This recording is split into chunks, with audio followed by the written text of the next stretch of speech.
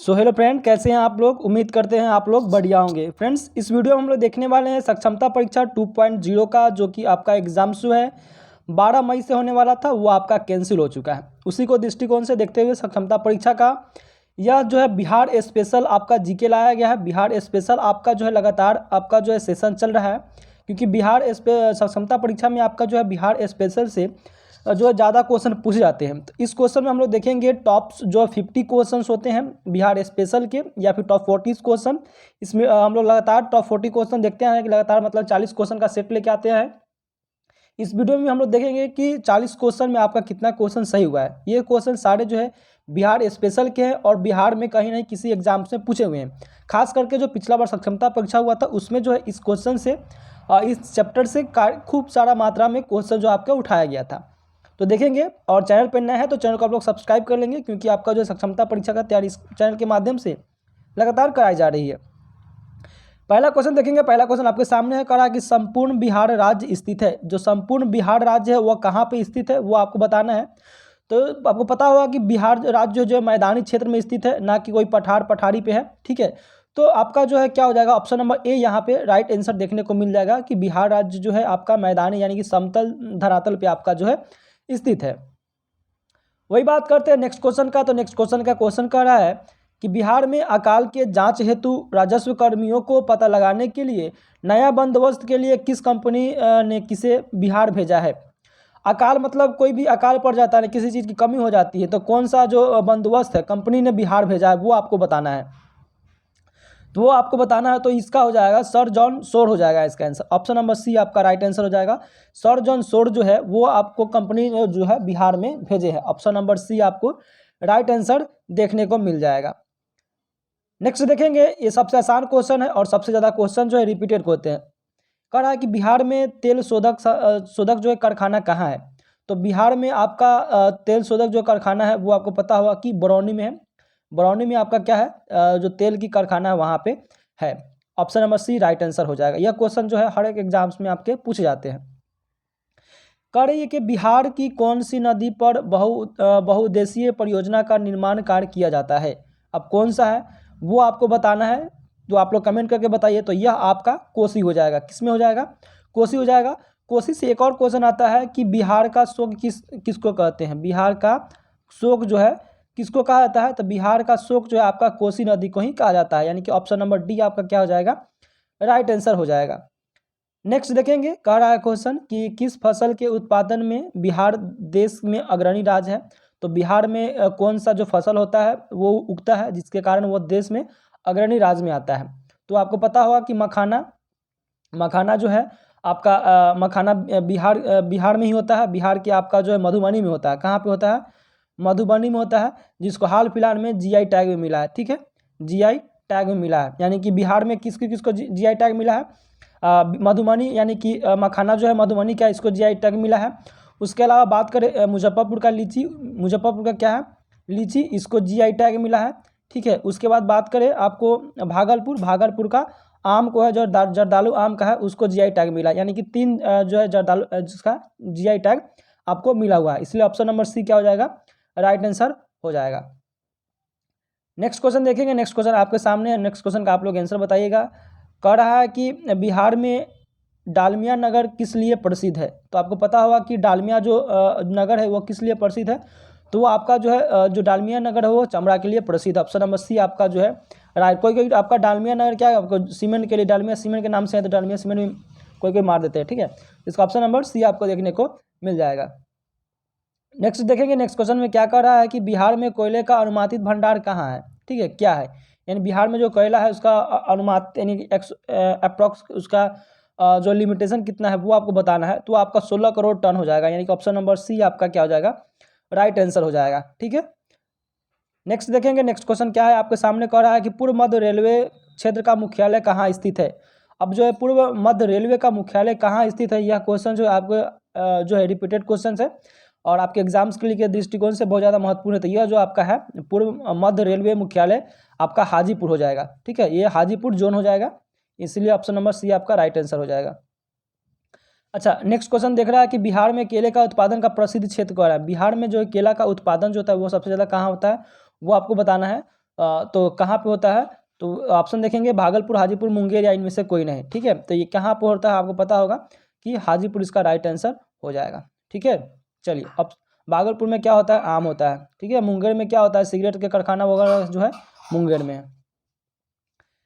Next देखेंगे, next question क्या कर रहा है कि मखाना की खेती के लिए किस देश अग्रणी राज्य है। तो आपको पता होगा, जस्ट मैंने अभी पढ़ा है कि बिहार में मखाना कहाँ ज़्यादा होता है, तो देश में आपके अपने देश में यानी पूरे भारत में मखाना की ज़्यादा खेती होती है आपके बिहार में। अगर बिहार में जिला की बात करें तो मधुबनी हो जाएगा। क्या हो जाएगा, मधुबनी, वही मधुबनी जहाँ के मधुबनी पेंटिंग आपका प्रसिद्ध है। ठीक है, बिहार के मधुबनी जिला में, जिसको GI टैग भी मिला हुआ है।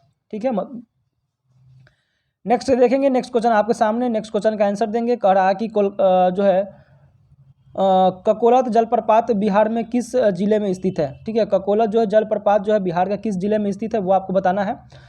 तो आपका आंसर क्या हो जाएगा वो आप लोग बताइएगा। तो आपका ऑप्शन नंबर बी देखने को मिल जाएगा, यानी कि नवादा जो है यह जलप्रपात बिहार में स्थित है, नवादा में। ठीक है, नेक्स्ट देखेंगे कि निम्नलिखित में से कौन सा शहर जो है बिहार के सबसे पूर्वी भाग में स्थित है। अगर सबसे पूर्वी भाग की बात करें तो कौन सा है, तो वो आपका कटिहार हो जाएगा, है ना। कटिहार जो पूर्वी भाग में हो जाएगा, कटिहार से बगल में आपका क्या हो जाएगा, जो बंगाल आपका शुरू हो जाता है। ठीक है, तो कटिहार आपका क्या हो जाएगा, जो है आंसर आपका शुरू सही हो जाएगा। नेक्स्ट क्वेश्चन देखेंगे कि कहा कि निम्नलिखित झीलों में से कौन सा झील जो है बिहार में स्थित है। अब बिहार में कौन सा झील स्थित है वो आपको बताना है। तो आपको पता होगा कि बिहार में जो है आपका अनुपम झील स्थित है। कौन सा है, अनुपम झील स्थित है। ऑप्शन नंबर बी आपका क्या हो जाएगा, राइट आंसर देखने को मिल जाएगा। ठीक है, तो इस तरह से क्वेश्चन जो है आपके एग्जाम्स में पूछे जाते हैं। ठीक है, इसीलिए आपको लगातार जो है बिहार स्पेशल का क्लास जो है हम लोग अपने चैनल के माध्यम से दे रहे हैं। जितने भी जो छात्र जो है चैनल पर नए हैं, चैनल को अवश्य सब्सक्राइब कर लेंगे। कह रहा है कि नालंदा विश्वविद्यालय किस लिए प्रसिद्ध था। अच्छा, एक और क्वेश्चन है कि नालंदा विश्वविद्यालय किसने जो है ध्वस्त किया था, यानी कि जला के राख कर दिया था, 6 महीने तक आग जो है धधकता था, वो था बख्तियार खिलजी। कौन था, बख्तियार खिलजी था। बात समझ रहे हैं। तो 76 का आंसर दीजिएगा कि नालंदा विश्वविद्यालय किस लिए प्रसिद्ध था। तो आपको पता होगा कि यहाँ जो है बौद्ध धर्म का दर्शन हुआ करता है, यानी कि विश्वविद्यालय था बौद्ध धर्म का दर्शन, इसीलिए आपका क्या हो जाएगा यहाँ पे राइट आंसर सी हो जाएगा। समझ रहे हैं।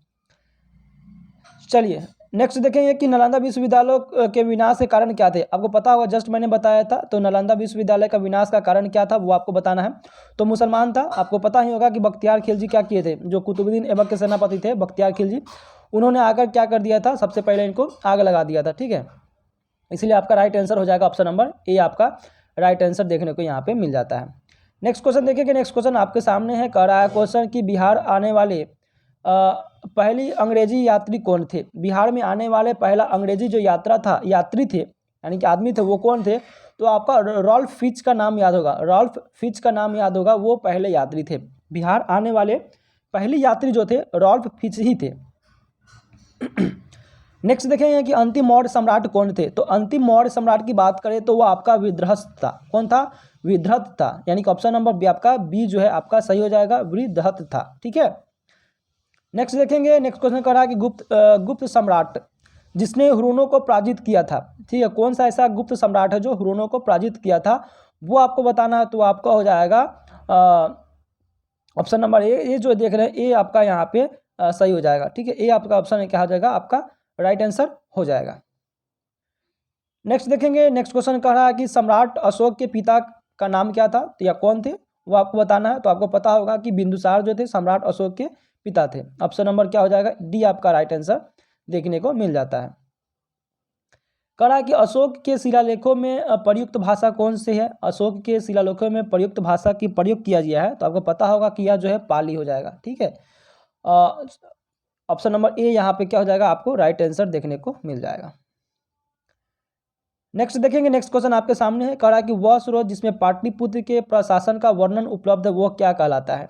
ठीक है, तो वो आपका क्या कहलाता है वो आपको पता होगा। तो जो पाटलिपुत्र का स्रोत जो मिलता है वो आपका इंडिका में मिलता है। जो मेगास्थनी द्वारा जो पुस्तिका लिखा गया हुआ है इंडिका में यही वर्णन किया हुआ है। इंडिका पुस्तक में आपका जो है, अब इसका इंडिका नाम हो जाएगा। ठीक है, इंडिका पुस्तक में यह भी वर्णन किया गया है कि पाटलिपुत्र में जो उनका घर था तो वो किस चीज़ का बना हुआ था। तो आपका जो लकड़ी का घर बना हुआ था। ठीक है, लकड़ी का पटना में, पटना के कुम्हरार जो जगह है, कुम्हरार आपको पता होगा। अगर पटना के जो कुम्हरार के होंगे उनको पता होगा कि पटना में कुम्हरार जो है तो वहाँ पे लकड़ी का घर इनका स्थित है। बात समझ रहे हैं।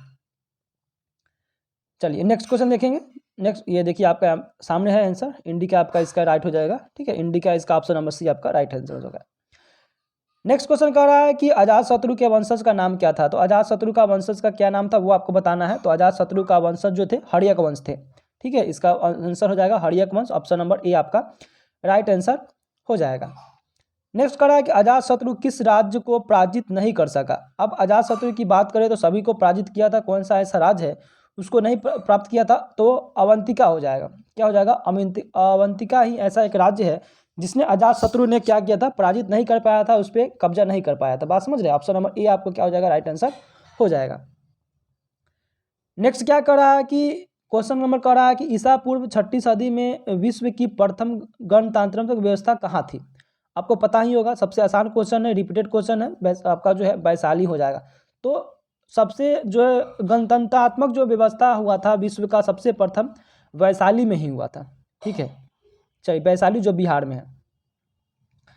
नेक्स्ट कर रहा है कि निम्न नदियों में से सबसे अधिक जो है नदी पथ जो परिवर्तन क्या है वो आपको बताना है। तो आपको जो है कोसी ही बता है, और कोसी नदी को बिहार का शोक बोला जाता है। बिहार को शोक जो है किस नदी को बोला जाता है, कोसी नदी को बोला जाता है।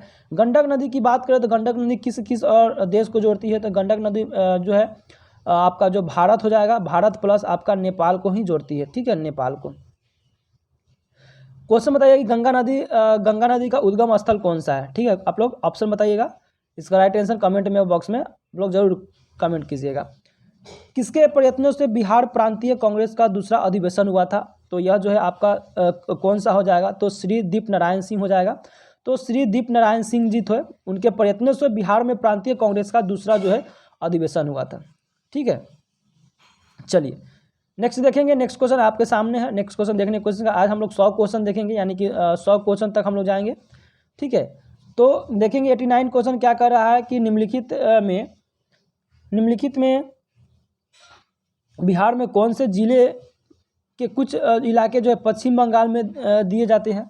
ठीक है, वो आपको बताना है। तो वो आपका क्या हो जाएगा, तो आपका जो है राइट आंसर क्या हो जाएगा, जो पूर्णिया और मानभूमि हो जाएगा। ठीक है, पूर्णिया आपका मानभूमि जो है कुछ पश्चिमी इलाके में आपका किया हुआ है। ठीक है, आपको इसलिए राइट आंसर इधर हो जाएगा।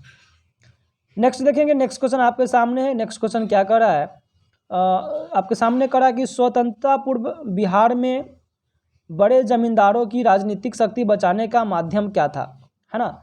तो आपका आर्थिक स्थिति को सुधार करना था, यानी कि आपका राइट आंसर क्या हो जाएगा, ऑप्शन नंबर सी आपका देखने को मिल जाता है। बहुत ज़्यादा इंपॉर्टेंस क्वेश्चन आपके सामने है। करा है कि बलदेव सहाय ने महाधिवक्ता के पद से त्यागपत्र कब दिया था। ठीक है, तो आपका 1942 जो था, जो भारत छोड़ो आंदोलन जब स्टार्ट हुआ था, उस समय बलदेव सहाय ने क्या किया था, आपका यही किया था। ठीक है, चलिए नेक्स्ट क्वेश्चन देखेंगे कि कांग्रेस सोशलिस्ट पार्टी की बहाली जो है पहली बैठक जो है पटना में कब हुआ था। तो कांग्रेस सोशलिस्ट पार्टी की पहली बैठक जो है पटना में कब हुआ था, तो वो आपका हुआ था 1934 ईस्वी में हुआ था। कब हुआ था, 1934 में हुआ था। ऑप्शन नंबर बी आपका क्या हो जाएगा, राइट आंसर यहाँ पे हो जाएगा। अच्छा, नेक्स्ट क्वेश्चन देखेंगे। सबसे जो आपका रिपीटेड क्वेश्चन है साक्षरता परीक्षा में जो आपका पूछा हुआ है कि मुजफ्फरपुर में किंग्सफोर्ड की हत्या का प्रयास जो है कब किया गया था। तो आपका पता होगा कि 1908 में किया गया था, खुदीराम बोस द्वारा प्रफुल्ल चाकी द्वारा। ठीक है, वो गाड़ी में ही बम फेंक दिए थे। ठीक है, यानी कि ऑप्शन नंबर ए आपका क्या हो जाएगा, राइट आंसर देखने को मिल जाएगा।